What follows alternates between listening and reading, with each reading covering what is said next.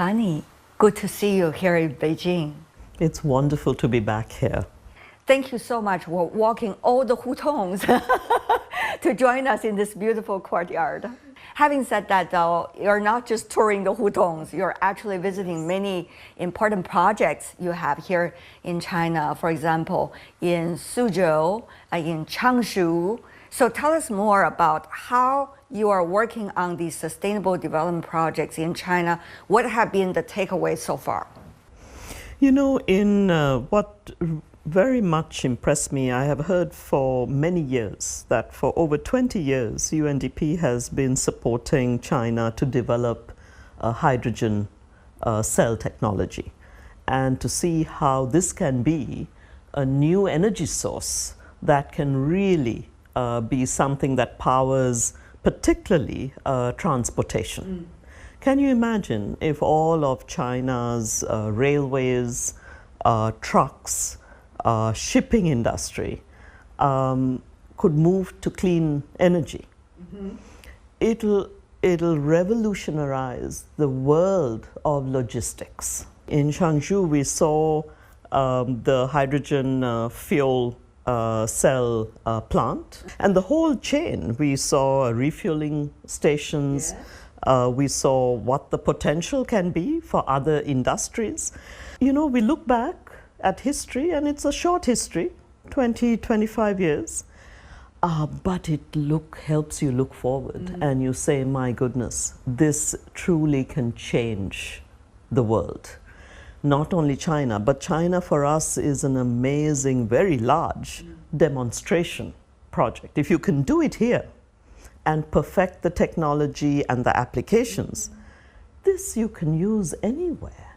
And that, to me, this change to a big part of a low carbon development trajectory, we always talk about it, but to see it at work, that is something quite magical. You have been talking to the local people there. Well, first they told me they were not surprised. They said, look, it's an area, I think, of China, which has been intellectually innovators. You know, this is, it's a birthplace of science and research. And so it seems multiple generations were just born to create, right, to learn. This is it, right? You can feel this excitement. And there are some talents in the industry earlier were cultivated, in fact, throughout the years by the UNDP. For example, the first women in hydrogen in that region, isn't it? That is so I know you talked to a lot of women leaders along the way. Absolutely, yes. Yeah, so it's amazing how the seeds were planted. Yeah. And now we're seeing it already blossoming. Absolutely. But you know, this is also, it took patience. Yeah. You know? And That's a good word. We have, UNDP, we have learned patience in China. Not all countries are ready to give it this time, but it takes a bit of time. You can't rush everything. You have to be able to test, you fail, you pick yourself up, you test again, and then you find your way. And I feel that is a good lesson learned for us, that sometimes if you've got a good thing going, it's worth pursuing, waiting patiently, persistently. And that is something we're finding in this whole intellectual science technology development in this country. One of the things people have been looking at is the time frame. 2030, 2060, that's China's commitment. 2030, 2050, that's a lot of the developed economies' commitment. So, but the commitment were made when the world was less complex. Now, though, we have the advantage of technologies are developing fast, but we also have the problems of whether these technologies can be spread around equally and tapped into with more chances, and also fragmentation, if not geopolitics. So when you look at the short term and the longer term, whether you are confident about that 2030, 50, 2030, 60 time frame. I don't think we have the luxury of looking immediately beyond that. I think we have to see, I would say that maybe China and a few other countries can show that we can reach some of these targets even sooner. you know. And a lot of it has to do also with getting to a more peaceful world where we can trust each other again. I think that breakdown of trust, this deep polarization, it doesn't allow us to come to these common grounds, because these are global public goods, right? So you cannot and should not be trying to work on more protectionism. Quite the contrary. This should be open source. So whether it's China or the US or Europe or India, once you have developed something that you think is good for humanity, for the UN and UNDP, for us, we should put it out there and make it as cost effective and available to poorer countries who otherwise can't afford this, right? So to me, China is now at a stage where it not only can carry its own R&D, it can also carry R&D for a large part of the developing world. Not only to the global south, but also global north needs that as well.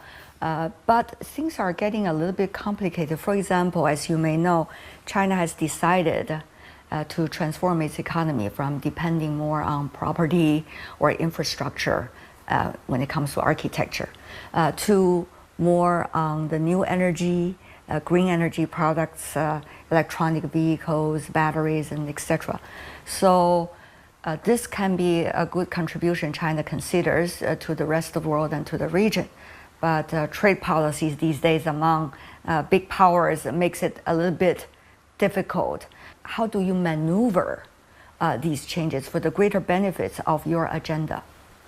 You know, it's to me, if I look back, I remember in the 90s when HIV/AIDS was a huge epidemic, became a pandemic almost, right? And there were few companies that found ARTs.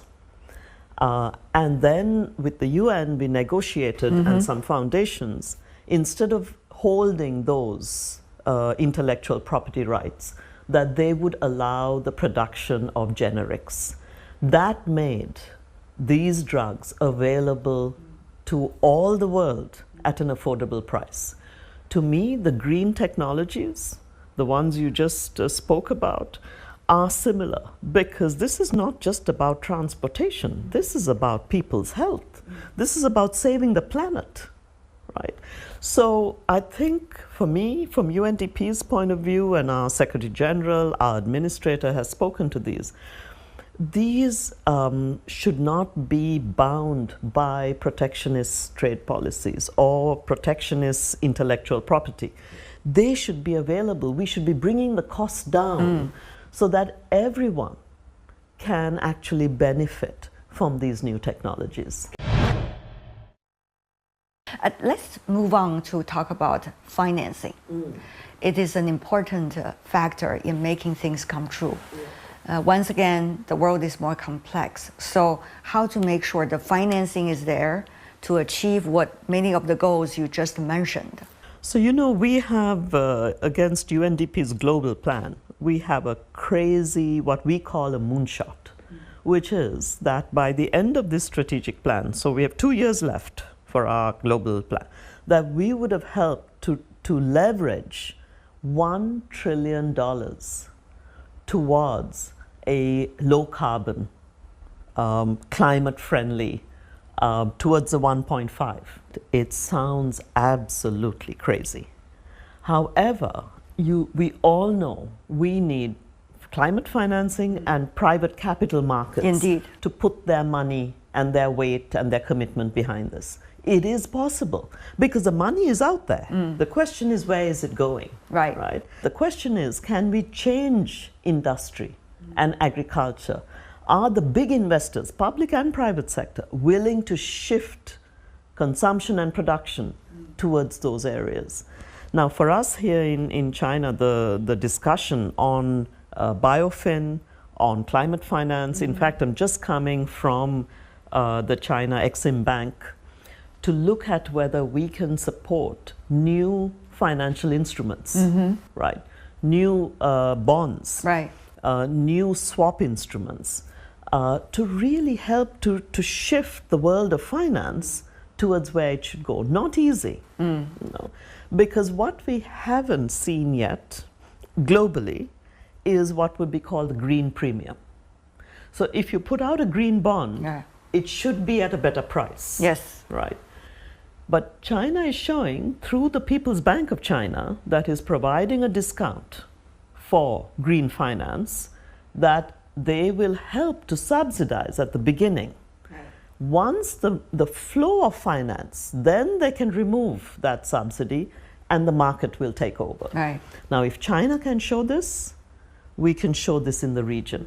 And this region, if it moves the needle on development finance towards green financing, 60% of the growth of the world is going to come from the Asia Pacific.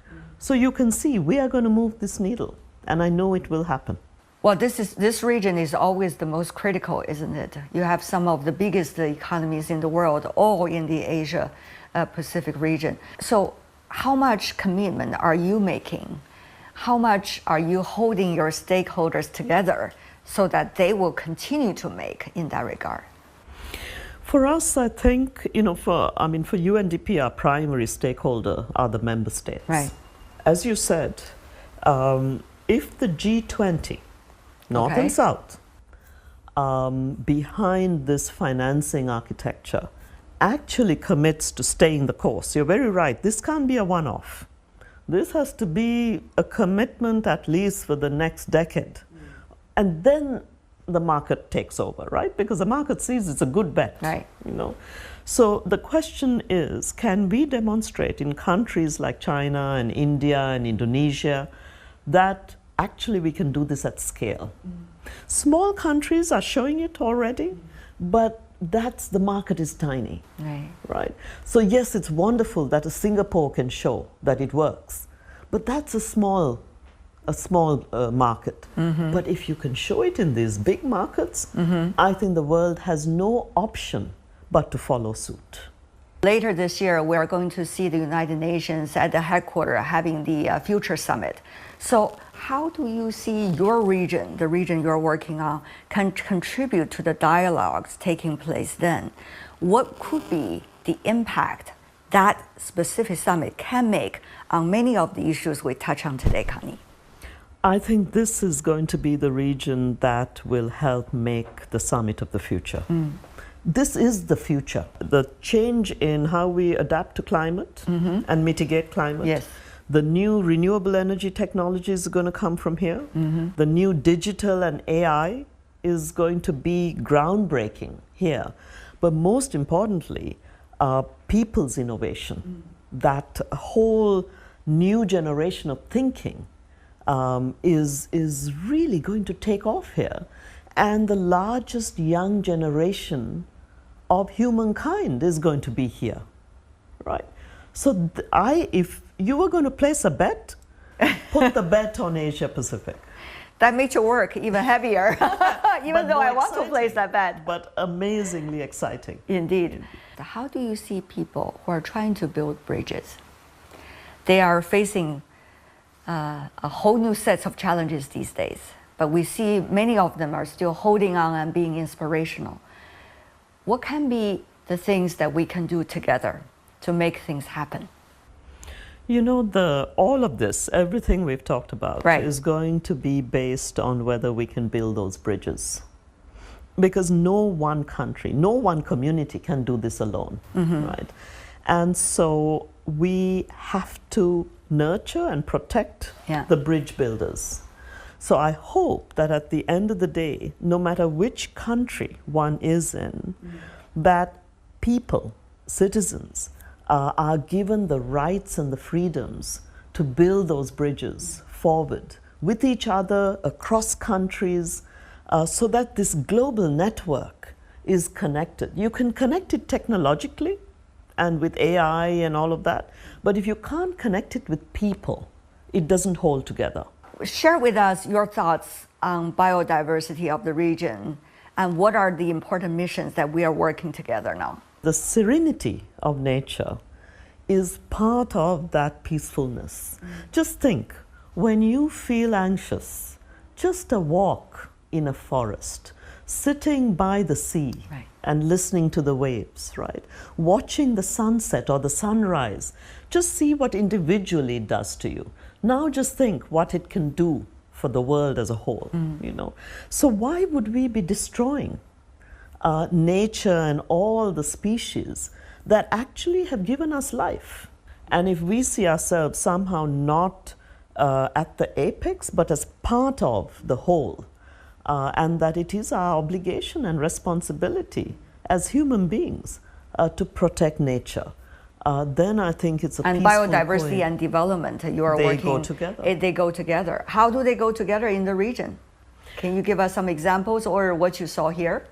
6 months ago, when I was here, I was in the Yellow River Delta, and it, I think, is not too late that China has realized that it has to protect its wetlands, its migratory bird species. Currently, it has 5 national parks. I hope this quadruples. And UNDP is working with China on these national Absolutely. parks. So, Yeah. fortunately, and we've been doing so for a long period of time, but I think now you're seeing an acceleration. And I think there's an understanding, and it brings us back full circle. We cannot protect the aging demography of China if we don't protect China's natural wealth and natural resources. The two go hand in hand. And you have to leave a country and a world for the older people and for the children that is actually one that we must protect. We cannot just punt the ball and say, oh, our children and grandchildren will take care of this problem. The problem is today, and we are responsible. Kanni, what a pleasure to see you here in Beijing. Thank you so much for Thank sharing you for your this time. conversation.